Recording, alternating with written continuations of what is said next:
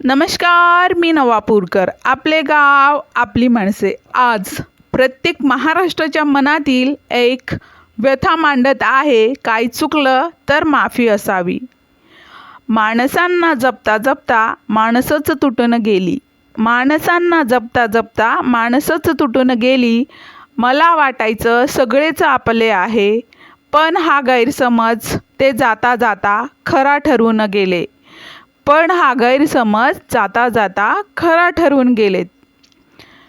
ज्या सामान्य व्यक्तीला उच्च प्रतिष्ठेचा दर्जा दिलात, कधीही भेदभाव न करता मान सन्मान दिलात, त्याच व्यक्तीने सगळं धुळकावून आपला मान सन्मान बाजूला सारून अभिमान दाखवला. पण हा अभिमान कसला? आपलं स्वतःचं असं काहीच नाही. एक छोटेसे रोपटे आणि त्याचं रूपांतर घनदाट वटवृक्ष झालेल्या झाडाला आपलंसं केलं. ते मुळासकट कधीच नष्ट करू शकत नाही आणि नष्ट करायला गेले तर स्वतःचं अस्तित्व शिल्लक राहत नाही.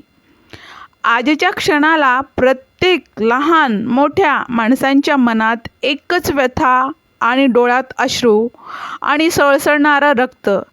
एकच इच्छा, एकच मागणं, सगळं बाजूला सारून आपल्या लोकांसाठी, आपल्या स्वतःच्या सन्मानासाठी तरी एकमेकांची साथ द्यावी.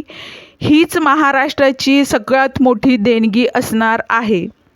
आता तरी ही नकोशी असणारी तळतळाट बाजूला सारा आणि आपल्या माणसांच्या डोक्यात न जाता मनात घर करा, अशी नम्र विनंती करते. जय महाराष्ट्र. SK news Navapur. नमस्कार.